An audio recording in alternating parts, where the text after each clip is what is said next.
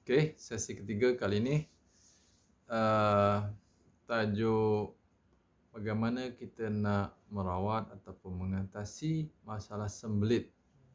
Sembelit yang berak yang keras, yang susah kan, sampai sakit lah.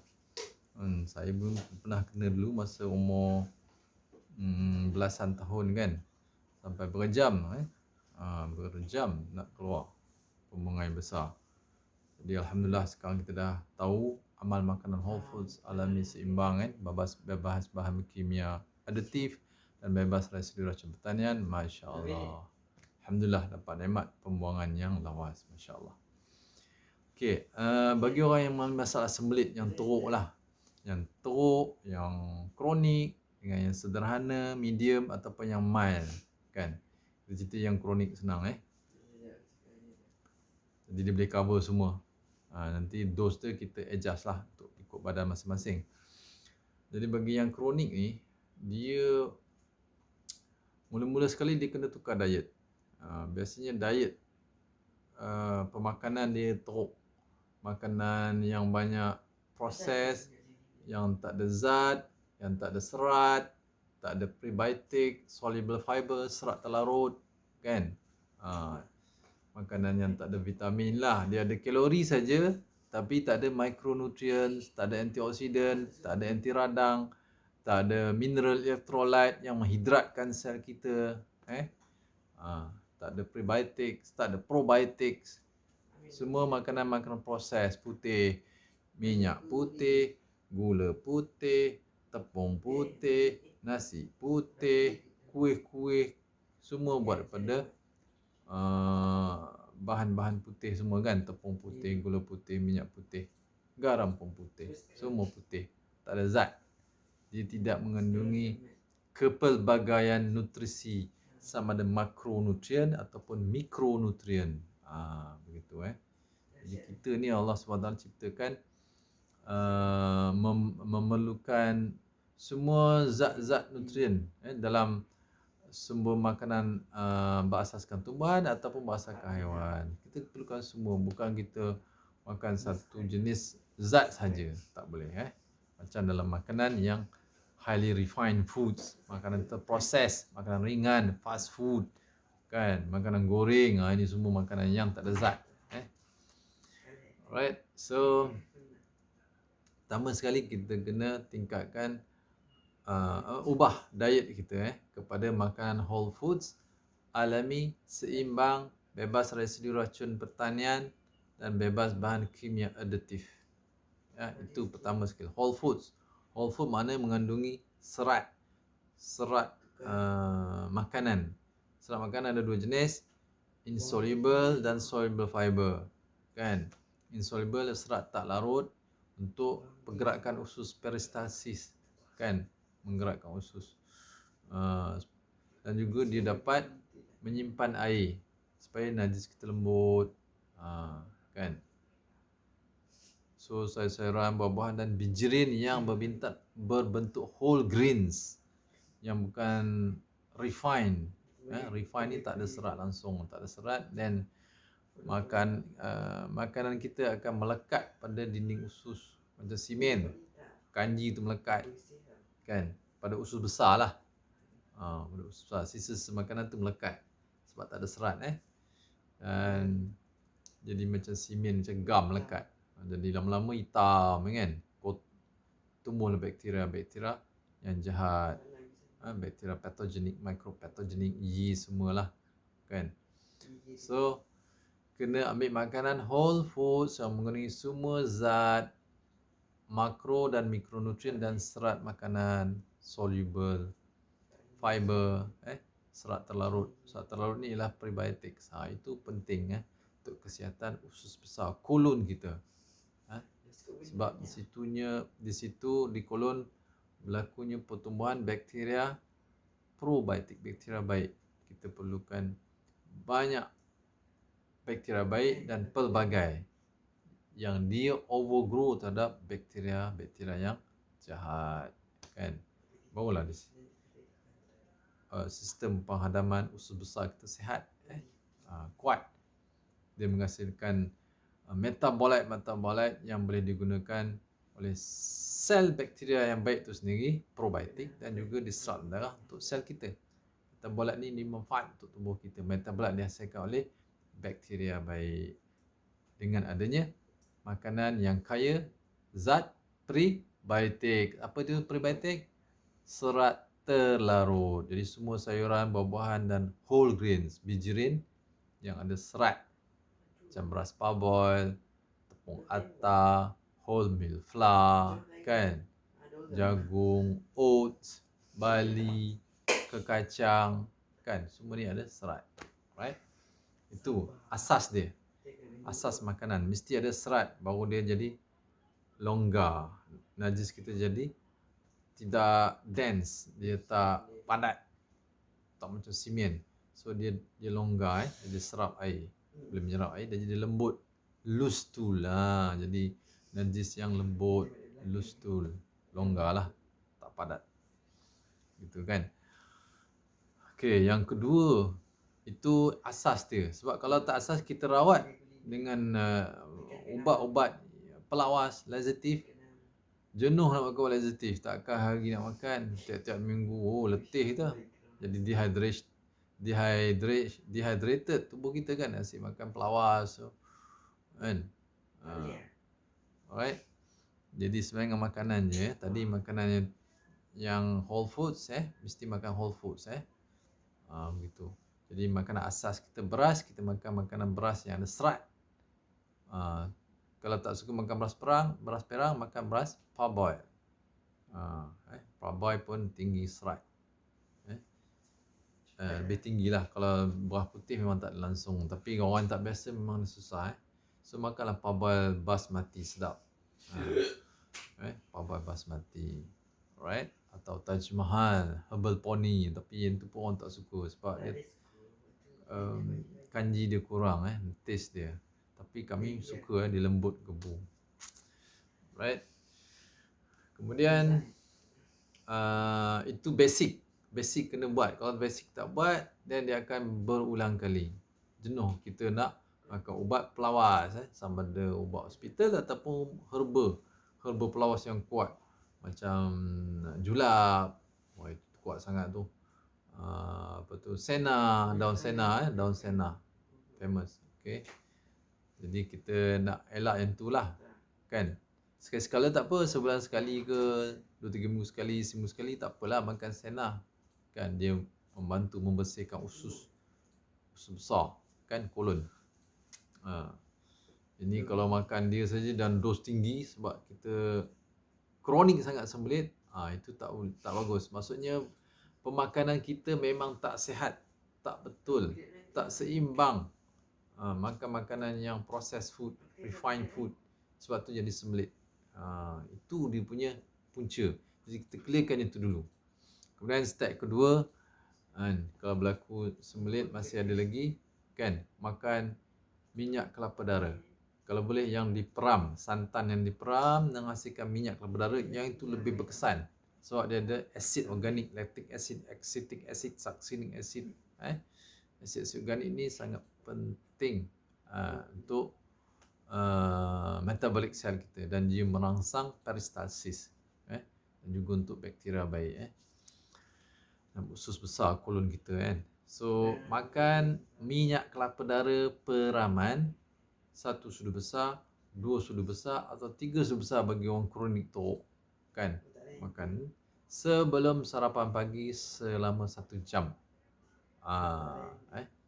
Sebelum saat makan sarapan pagi 1 jam. Kalau selepas tak berkesan untuk melawaskan pembuangan besar. Betul. Dia kena sebelum 1 jam. Bagi orang yang kurus ataupun yang cenderung mengalami hypoglycemia, mana gula dia turun, dia kalau makan suplemen, apa-apa suplemen, dia 1 jam lama tu. Jadi dia minumlah air gula organik sikit ke, madu ke, kan. Madu atau gula organik yang cepat serap lah, untuk bagi tenaga sikit. Untuk dia nak menghadapi dia nak ambil minyak kelapa darah. Minyak kelapa darah peraman, fermented. 1 sudu besar, Untuk orang yang tak kronik sangat, 2 sudu besar atau 3 sudu, ikut badan masing-masing. Kan? 3 sudu besar boleh. Buatlah 3 kali seminggu ke 4 kali seminggu ke, kan. Kok hari-hari sembelit. Kalau kita makan ni selalu, dia dah tak sembelit dah, insya-Allah, kan. So dia sebab apa sebelum makan VCO? Sebab dia adalah minyak 100% medium minyak kelapa darah, kan. Jadi minyak ni bila kita makan perut kosong, baru dia boleh sampai kepada usus besar, kolon, rektum. Sebab kita nak usus kita sampai usus besar, minyak tu sampai, baru dia akan melancarkan pembuangan, melawaskan. Kalau masuk perut, usus kecil, dia diuraikan, dihazam, lepas tu diserap dalam darah, tak adalah, tak ada kesan sangat lah, kuranglah kesan dia, kan. Mungkin ada sikit je yang terlepas, kan. Walaupun minyak kelapa darah mengandungi medium chain triglyceride ataupun asid lemak berantai sederhana yang mudah diserap dalam perut, dalam usus kecil, dia terus serap sebab rantai molekul asid lemak dia rantai sederhana, lebih pendek. Tapi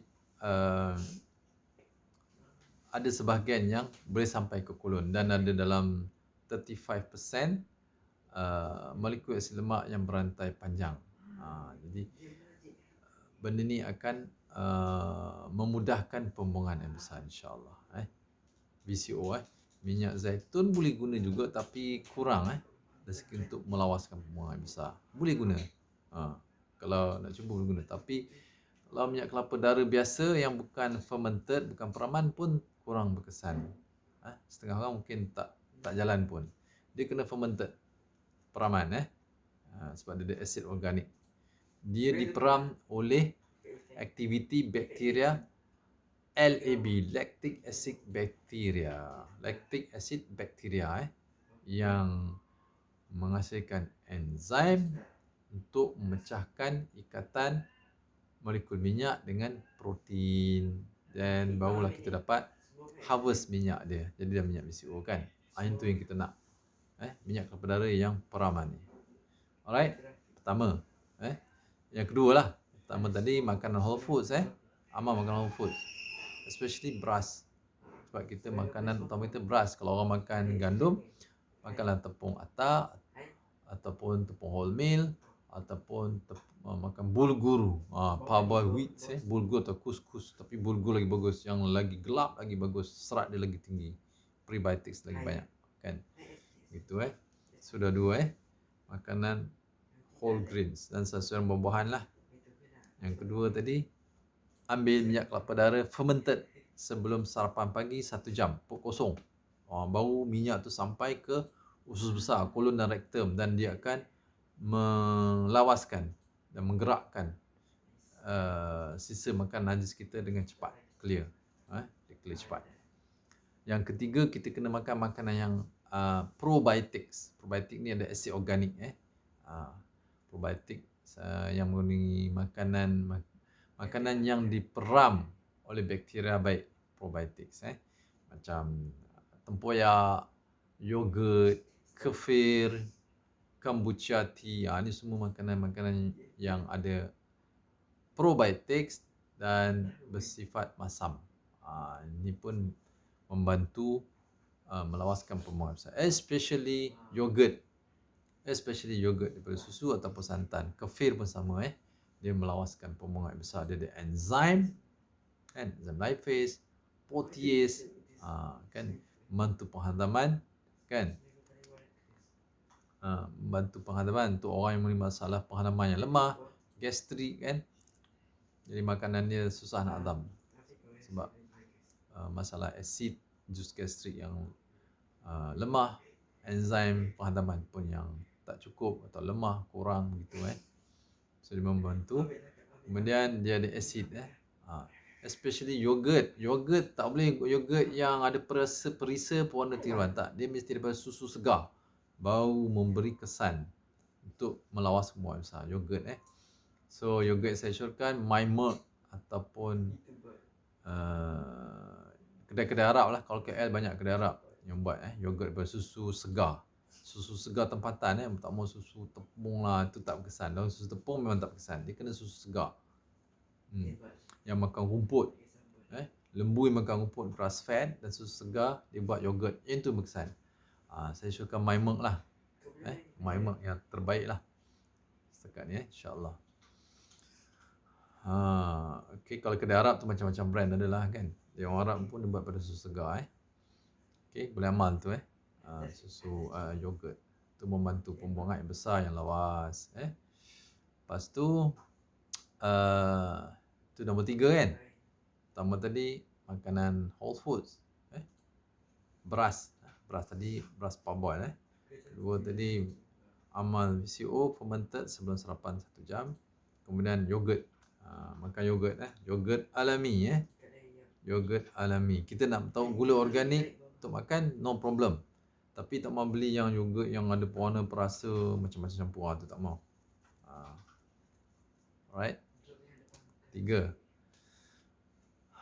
Okay. Tempoyak pun sangat bagus tempoyak durian lah. Sangat bagus untuk melawaskan pembuangan air besar. Dia ada lemak dia. Bukan dia ada bakteria baik dan dia masam-masam sikit kan. Makan masam ni membantu melawaskan. Dia ada asid organik, acetic acid, lactic acid, succinic acid, macam-macam acid. Kalau kombucha acid tea, dia ada asid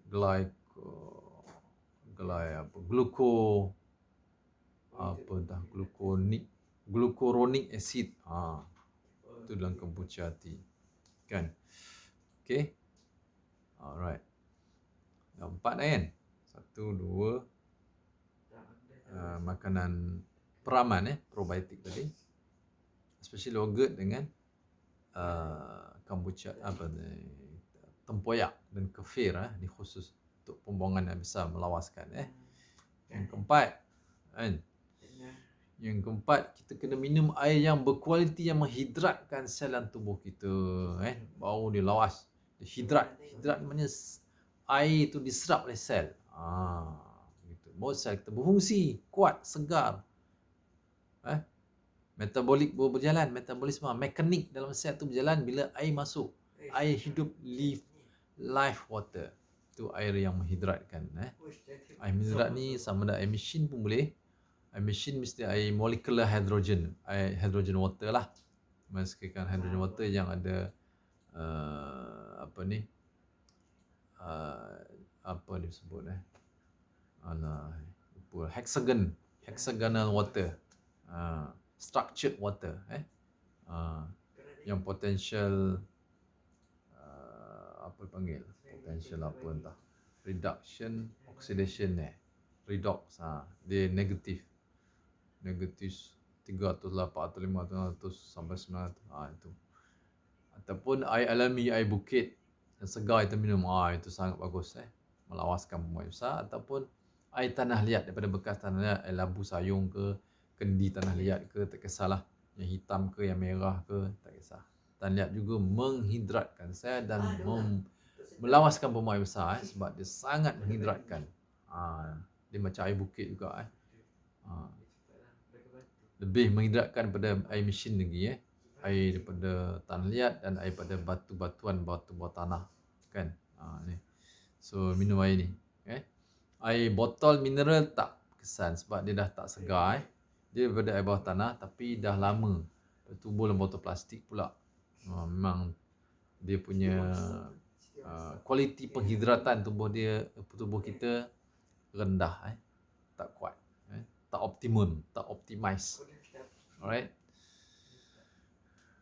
Okay. Itulah antara yang penting. Dan buah-buahan yang paling bagus, buah naga. Buah naga, naga sangat bagus untuk membuang air besar, melawaskan air besar. Buah naga merah ke, naga putih ke, tak kisahlah. Sebab dia ada lendir tu kan. Lendir tu macam, itulah prebiotic soluble fiber. Itu melawaskan pembuangan air besar. Dia bagus untuk pembiakan bakteria baik. Termasuk juga selasih, chia seed kan. Itu membantulah. Chia seed, selasih, Apa lagi? Makan makanan yang banyak prebiotic soluble fiber ni, serat terlarut. Kan? Tapi buah naga memang sangat berkesan lah. Alright, inilah antara kaedah untuk merawat sembelit kronik. Dan yang teruk sangat yang tak boleh nak jaga makan, dah kerja terpaksa makan luar kan, tengah hari pergi kedai lah, mana ada orang sediakan nasi beras parboil ke beras perang, tak ada. Semua nasi beras putih. Paling tidak pun beras basmati kan. Beras mati pun beras putih juga, tak ada serat. So dia akan menyebabkan pembentukan najis yang dense, yang padat mampat. Itu menyebabkan sembelit. Okay. Then makanlah sena, daun sena ke, serbuk sena ke, kan? Makan sena. Daun sena dia ada bahan aktif dia dipanggil senocide. Macam daun gelenggang, samalah. Tapi daun sena ni ada lebih kurang 5 kali ganda daripada daun gelenggang kandungan bahan pelawas laxatif tu, senocide, senocide A, B, C, D semua kan. So makan daun sena, satu sudu teh ke setengah sudu teh, ikut tubuh kita lah. Jangan lebih-lebih sangat. Jangan makan hari, seminggu sekali, 2 kali atau 3 kali cukup. Dengan amal pemakanan yang sihat tadilah, whole food kita dah buat ni semua, ambil sena dia membantu dan kita tak ada bergantung kepada pelawas. Begitu. So kita kena amal yang ni dulu, dan last resort baru kita ambil sena. Dia sangat membantu. Dan lepas tu kita tak perlu dah ambil sena. Kan? Tak perlu dah nak ambil sena. Okay? Itu dia last resort, sena. Julap janganlah, julap ni terlalu kuat sampai 10 kali buang air besar kan, sampai dehydration lah kita. Sena tak. Sena paling tinggi pun sekali, 2 kali atau 3 kali. Biasa sekali lah kawan sembelit. Makan malam kan, bancur dalam air suam ke, secawan, minum. 1 sudu teh atau setengah sudu teh atau 3 sudu teh, ikut badan kita lah. Kita kena test lah kan. Gitu Alright, insyaAllah pagi besok bangun dia akan lawas pembuangan. Gitu. Alright. Dan satu lagi saya beritahu, halba pun bagus sebab dia bila rendam air dia jadi macam lendir kan. Macam lendir. Itu pun soluble fiber. Itu bagus, dia macam selasih. Itu pun melawas pembuangan besar halba. Tapi halba ni tak boleh banyak, nanti gula kita turun. Gula turun rendah sangat. Boleh makanlah setengah sudu teh ke. Gitu kan, tapi dia pahit lah kan. Sedap main selasih lagi dengan chia seed kan. Gitu So ni antara cara kita nak merawat sembelit yang teruk-teruk lah. So kita kena rawat daripada punca dia dalam makanan kita, mesti ada makanan yang whole foods, yang ada serat, terlarut, serat tak terlarut, prebiotics, probiotics, dan ada organic acid, makanan masam sikit.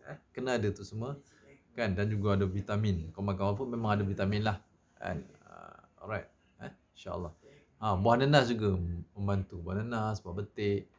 Tapi dengan semua ni, bukan hanya mengharap buah nanas saja, buah betik je. Memang tak cukup. Pisang je pun tak cukup. Dia kena semua. Ada berapa tadi saya cakap? 4, 5, 6 Ada 6 kaedah. Jadi satu persatu kita buat. Semua tu kena buat. Bukan satu-satu. Kalau nak buat sena, last itu orang suka nak shortcut je kan. Makan sena lah, senang. Wah, boleh juga. Boleh. Tapi kalau tak berkesan juga ataupun jadi balik, so kena ikuti step 1, 2, 3, 4, 5 tadi saya dah sebut tadi kan. Alright, insyaAllah dah 23 minit dah. Kita nak cepat. Assalamualaikum warahmatullahi wabarakatuh. Semoga manfaat insyaAllah.